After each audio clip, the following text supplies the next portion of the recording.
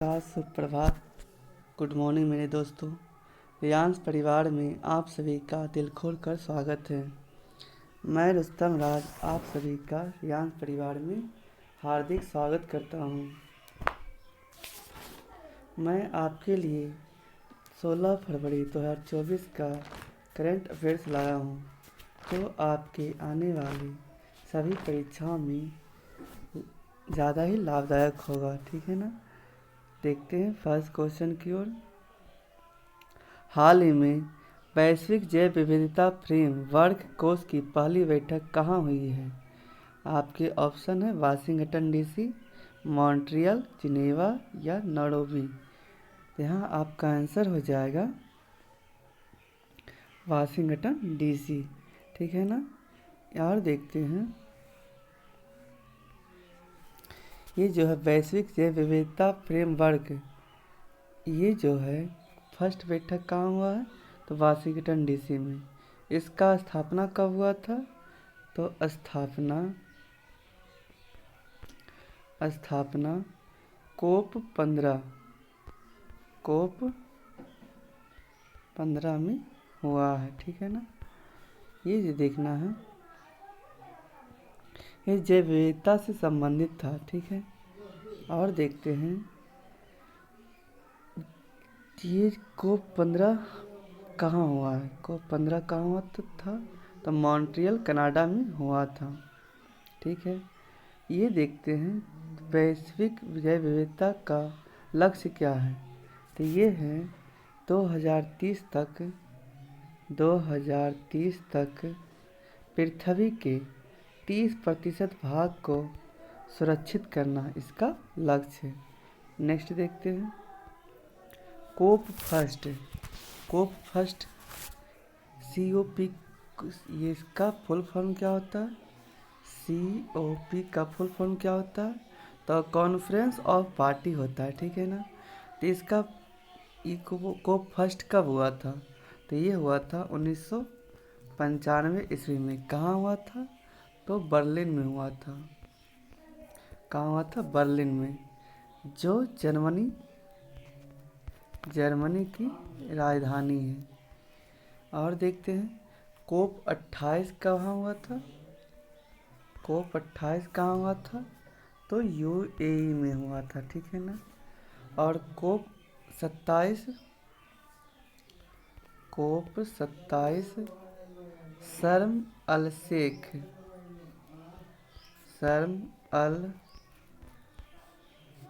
में हुआ था। ठीक है ना। कोप 27 जगह का नाम है। ठीक है ना। और अगर पूछेगा कि कोई कोप 18 में हुआ है, कॉन्फ्रेंस ऑफ पार्टी भारत में हुआ है, तो ये हो जाएगा कोप 8 जो है वो भारत में हुआ था। ये 2002 ईस्वी में। ठीक है ना। नेक्स्ट देखते हैं, G20 बैठक, फर्स्ट बैठक कहाँ हुआ था? फर्स्ट बैठक पूछेगा तो वाशिंगटन डीसी में फर्स्ट बैठक हुआ था। और 2023 की बात करें तो इंडिया में इसका हुआ था होस्ट करने वाला। और अब की बार 2024 की बात करें तो ये ब्राज़ील में होगा। कहाँ होगा? तो ब्राज़ील में ये होगा। नेक्स्ट देखते हैं, कोप 15 जैव विविधता से संबंधित है, जो मॉन्ट्रियल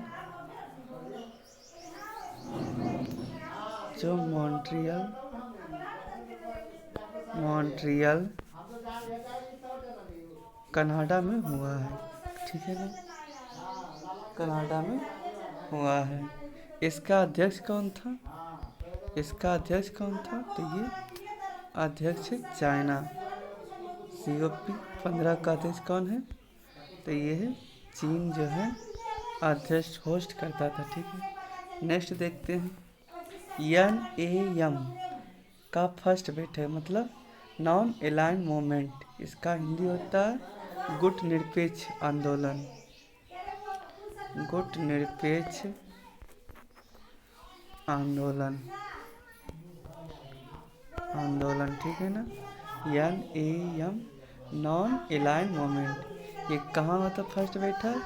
ये हुआ था 1961 ईस्वी में सर्बिया की राजधानी बेलग्रेड में हुआ था, बेलग्रेड में हुआ था, ठीक है। और 19वां कहाँ हुआ है? 19वां कहाँ हुआ है? तो ये कंपाला में, कंपाला में हुआ है, ठीक है ना, जो युगांडा की राजधानी है, जो युगांडा की राजधानी है। नेक्स्ट देखते हैं, हाल ही में PM नरेंद्र मोदी ने UPI रुपे कार्ड कहाँ लॉन्च किया है? आपके ऑप्शन है जापान, ब्राज़ील, UAE या ऑस्ट्रेलिया। तो यहाँ आपका आंसर हो जाएगा UAE, संयुक्त अरब अमीरात, ठीक है ना। और देखते हैं इसके बारे में कि ये जो UPA है, UPI जो है, इसको लॉन्च कौन किया है? ये लॉन्च किए हैं PM Modi, PM Modi launch किए हैं। कहाँ किए हैं? तो UAE में है। UAE के राष्ट्रपति भी कौन है? तो शेख मोहम्मद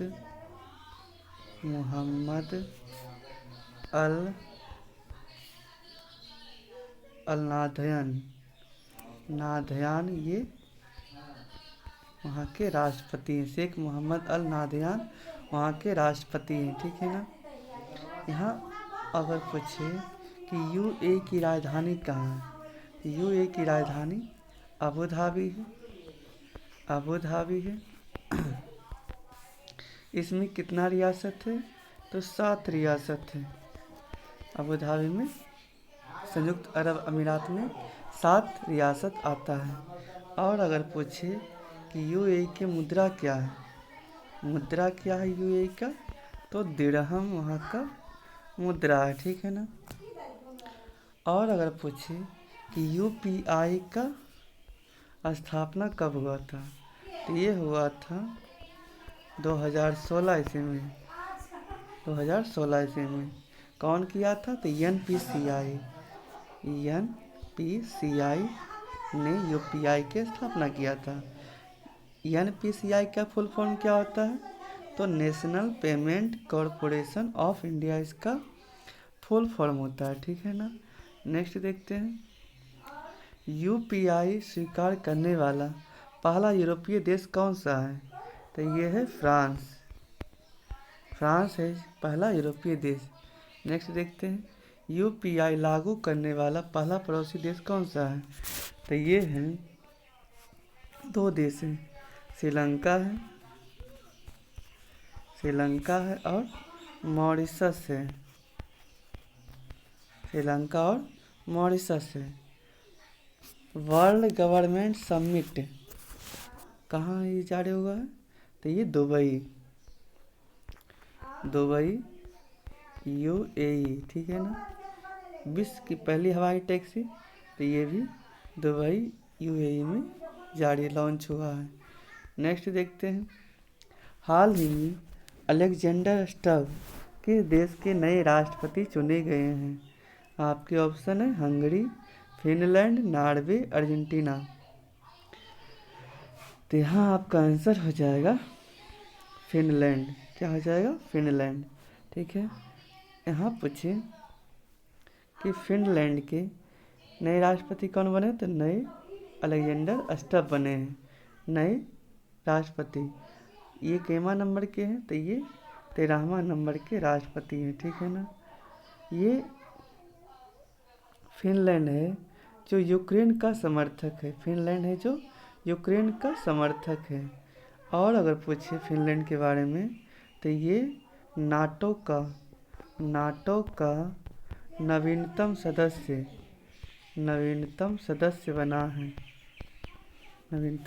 बना है।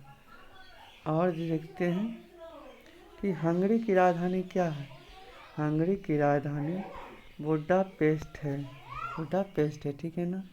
और हंगरी में घास के मैदान को क्या कहा जाता है? तो पुछताछ कहा जाता है। घास के मैदान को पुछताछ कहा जाता है। यहाँ और देखते हैं, फिनलैंड की राजधानी कहाँ है?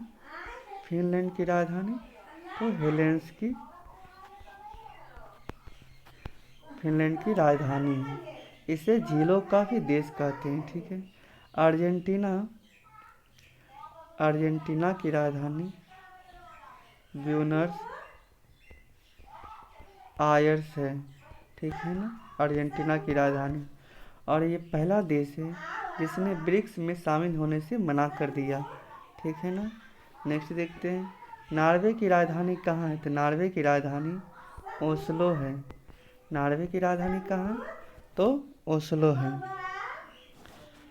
नेक्स्ट देखते हैं, न्यूजीलैंड के प्रधानमंत्री कौन है? न्यूजीलैंड के प्रधानमंत्री कौन है? तो ये है Christopher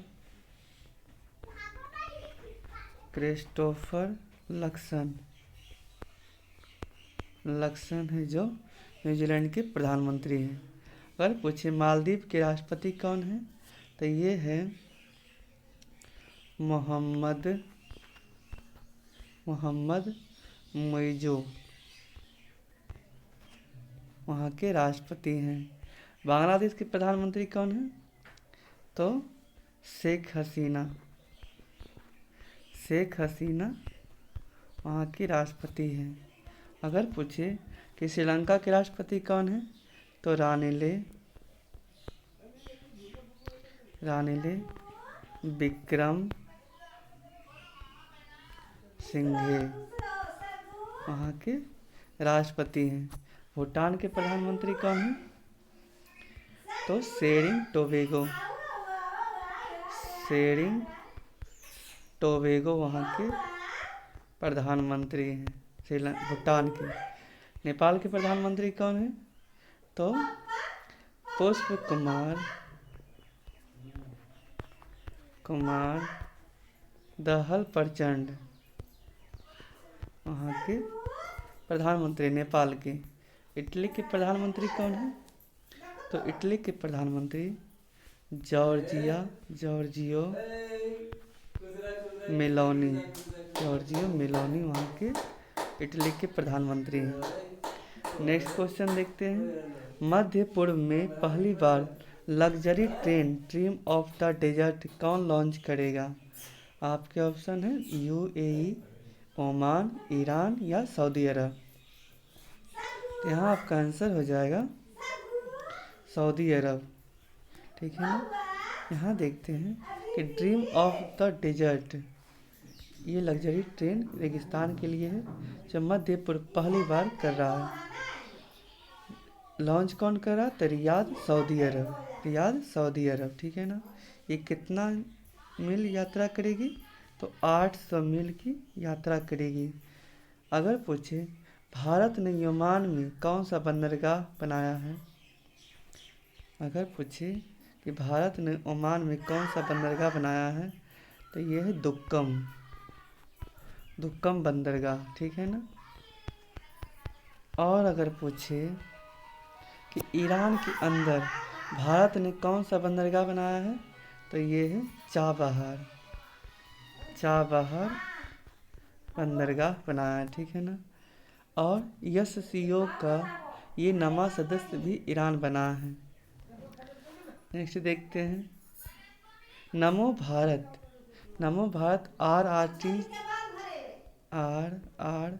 RRTJ regional rapid transit system के तहत ये नमो भारत दिल्ली, गाजियाबाद और मेरठ से लॉन्च हुआ है, ठीक है ना। भारत की पहली ट्रेन 1853 ईस्वी में मुंबई से थाने के बीच चला गया था। उस समय वायसराय कौन था? तो लॉर्ड डलहौजी उस समय वायसराय था। रेल बजट का आम बजट में विलय अलग कब हुआ था? अलग किस आयोग के तहत हुआ था? तो अलग हुआ था एकवर्थ आयोग। एकवर्थ आयोग के तहत ये अलग हुआ था। और विलय कैसे हुआ, तो ये विवेक देवराय समिति के तहत ये विलय हुआ है। नेक्स्ट देखते हैं, रेलवे लाइन का सर्वाधिक विकास किसके काल में हुआ है, तो ये है कर्जन, लॉर्ड कर्जन के टाइम में रेलवे लाइन का सर्वाधिक विकास हुआ है।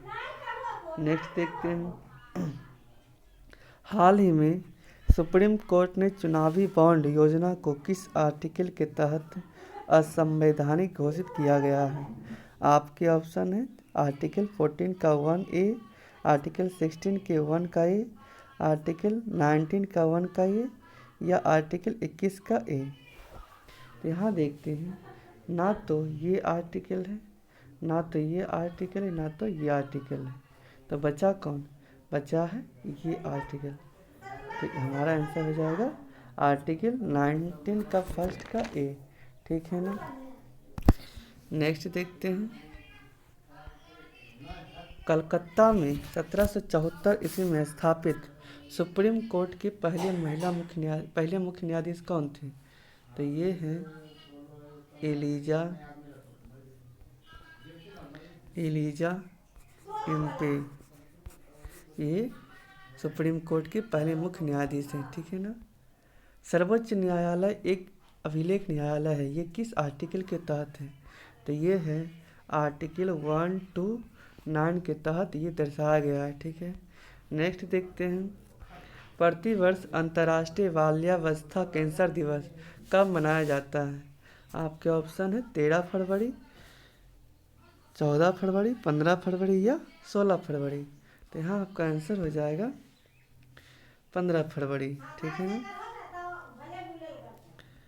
यहाँ और देखते हैं आगे, विश्व कैंसर दिवस कब मनाया जाता है, तो ये 4 फरवरी को मनाया जाता है। ठीक है ना। 4 फरवरी को कैंसर दिवस मनाया जाता है। और स्टडी ऑफ कैंसर क्या कहलाता है, तो ऑन्कोलॉजी कहलाता है। ठीक है। पहला अंतर्राष्ट्रीय तेंदुआ दिवस कब मनाया जाता है, तो ये 10 फरवरी को, 10 फरवरी को। ठीक है। राष्ट्रीय महिला दिवस 13 फरवरी को मनाया जाता है। ठीक है ना। और इसी दिन सरोजिनी नायडू का बर्थडे जयंती भी मनाया जाता है। सरोजिनी नायडू कौन थी, तो भारत की पहली महिला राज्यपाल थी। नेक्स्ट देखते हैं, अंतर्राष्ट्रीय मातृभाषा दिवस कब मनाया जाता है, तो ये है 21 फरवरी को। 21 फरवरी को अंतर्राष्ट्रीय मातृभाषा दिवस मनाया जाता है। नेक्स्ट देखते हैं, हाल ही में कृषि वानिकी पर ग्रो रिपोर्ट का अनावरण किसने किया है। आपके ऑप्शन है नीति आयोग, इसरो, IIT कानपुर, पर्यावरण, वन एवं जलवायु परिवर्तन मंत्रालय। यहाँ आपका आंसर हो जाएगा नीति आयोग। ठीक है ना। यहाँ देखते हैं कि ये जो वर्ड आया है ग्रो, इसका फुल फॉर्म क्या होता है, तो ये होता है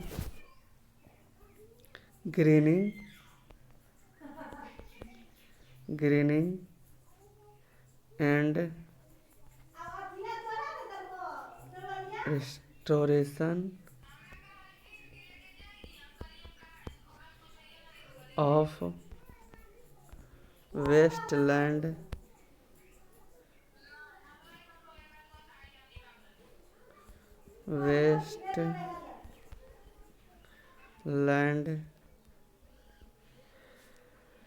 एग्रो फॉरेस्ट्री। ठीक है ना। ये इसका फुल फॉर्म होता है। इसका मतलब होता है बंजर भूमि को फिर से हरा भरा जगह में परिवर्तित करना इसका जो लक्ष्य होता है। ठीक है ना।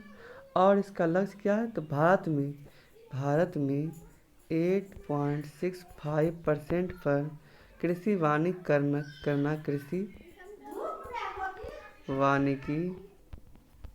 करना इसका उद्देश्य है। इसको लॉन्च कौन किया, तो नीति आयोग के सदस्य रमेश चंद्र ने इनको लॉन्च किया है। ठीक है ना। नेक्स्ट देखते हैं, नीति आयोग की स्थापना कब हुआ था, तो नीति आयोग की स्थापना 1 जनवरी 2015 ईस्वी को हुआ था। इसके हेड कौन होता है? तो हेड होता है पीएम। जो पीएम रहता है वही हेड होता है। उपाध्यक्ष कौन है? तो सुमन बेरी उपाध्यक्ष है, ठीक है ना। सुमन बेरी इसका उपाध्यक्ष है। अगर सीईओ की बात करें तो BR सुब्रमण्यम ये नीति आयोग के सीईओ है, ठीक है। नेक्स्ट देखते हैं। हाल ही में यूए की वर्ल्ड गवर्नमेंट समिट 2024 में किसे नामे गवर्नमेंट टेक पुरस्कार से सम्मानित किया गया है? आपके ऑप्शन है जापान, भारत, दक्षिण अफ्रीका, यूएसए। यहाँ आपका आंसर हो जाएगा भारत, ठीक है ना। भारत आपका आंसर हो जाएगा। ये जो है यूएई की वर्ल्ड गवर्नमेंट समिट, ये कहाँ हुआ था? तो यूएई में हुआ है, ठीक है ना। वहाँ की सरकार गवर्नमेंट टेक पुरस्कार 9 नंबर का 9 नंबर किसको मिला है? तो इंडिया के लिए मिला है। किस लिए मिला है? तो कृत्रिम बुद्धिमत्ता के लिए मिला है, ठीक है ना। बुद्धिमत्ता के लिए मिला है। नेक्स्ट देखते हैं। बुकर पुरस्कार अभी पॉल लीच को मिला है, ठीक है ना। पॉल लीच को मिला है, जो कहाँ के हैं? आयरलैंड के निवासी हैं। कहाँ के निवासी हैं? तो आयरलैंड के निवासी हैं। अगर यहाँ पूछे कि पहले भारतीय जिन्हें बुकर पुरस्कार मिला है वो कौन है? तो वे बी एस नायपाल हैं, जिनको बुकर पुरस्कार मिला है। किस बुक के लिए मिला है? तो इन ए फ्री स्टेट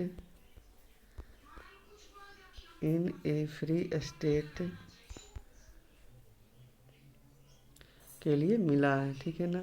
अगर यही पूछे कि फर्स्ट लेडी जिन्हें बुकर पुरस्कार मिला है तो कौन है? तो अरुंधति राय। कौन है? अरुंधति राय को बुकर पुरस्कार मिला था। किस लिए मिला है? तो इस पुस्तक के लिए the God of a small thing, इसके लिए मिला है, ठीक है ना। नेक्स्ट देखते हैं। स्वच्छ सर्वेक्षण रिपोर्ट किस राज्य का मतलब ज़्यादा है? राज्य के हिसाब से, ठीक है ना। राज्य के हिसाब से पूछ रहा है तो यहाँ हो जाएगा फर्स्ट में महाराष्ट्र आ जाएगा। अगर शहर की बात करें तो ये है इंदौर, सूरत टॉप पे आएगा, ठीक है ना। कैमा कर्म का तो ये 9वां कर्म का था, ठीक है ना। नेक्स्ट देखते हैं। हाल ही में असम ने किसे आधिकारिक राज्य फल के रूप में नामित किया है? आपके ऑप्शन है काजी नींबू, अनानास, स्ट्रॉबेरी या जामुन। तो यहाँ आपका आंसर हो जाएगा कांजी नींबू, ठीक है ना। नेक्स्ट देखते हैं। हाल ही में केंद्रीय खेल मंत्री अनुराग सिंह ठाकुर ने 45वें शतरंज ओलंपियाड की मशाल सौंपी है किसे? आपके ऑप्शन है जॉर्जिया, ब्रिटेन, हंगरी या उज्बेकिस्तान। तो यहाँ आपका आंसर हो जाएगा हंगरी, ठीक है ना। यहाँ अगर पूछे कि 45वां नंबर का तो हंगरी में हो रहा है, ठीक है ना। लेकिन अगर पूछ दे कि 44वां नंबर का कहाँ हुआ था तो ये हो जाएगा भारत के तमिलनाडु और चेन्नई में ये हुआ था, ठीक है ना। और पहला कब हुआ था? पहला 1972 ईस्वी में लंदन में हुआ था, ठीक है। इसका शुभंकर क्या है? जो भारत में हुआ था उसका शुभंकर क्या था? तो थम्बी उसका शुभंकर था, ठीक है। नेक्स्ट देखते हैं। 20वां एशियन गेम्स कहाँ हो रहा है? तो जापान, जापान के आईची जगह पे हो रहा है। अगर 19वां कहाँ हुआ है? 19वां कहाँ हुआ है? तो होंगझाओ, होंगझाओ में 19वां हुआ था, ठीक है ना। नेक्स्ट देखते हैं, 38वां अंतर्राष्ट्रीय खेल कहाँ हुआ है? तो ये उत्तराखंड में होगा, उत्तराखंड में होगा। और अगर पूछे 37वां कब हुआ था? 37वां तो ये हो जाएगा गोवा, गोवा में होगा, ठीक है। नेक्स्ट देखते हैं कि 33वां ओलंपिक कहाँ होगा? तो ये हो जाएगा पेरिस में, पेरिस में होगा, ठीक है। अगर यही पूछे कि 2028 वाला कहाँ होगा? तो ये होगा लॉस एंजल्स में, लॉस एंजल्स में होगा, ठीक है ना। नेक्स्ट है कॉमनवेल्थ 2026 कहाँ होगा? तो ये है ऑस्ट्रेलिया में, ऑस्ट्रेलिया में कॉमनवेल्थ 2026 होगा, ठीक है ना। अगर वीडियो अच्छी लगे तो वीडियो को लाइक, चैनल को सब्सक्राइब और ज़्यादा से ज़्यादा अपने दोस्तों के पास शेयर करें। जय हिंद, थैंक यू।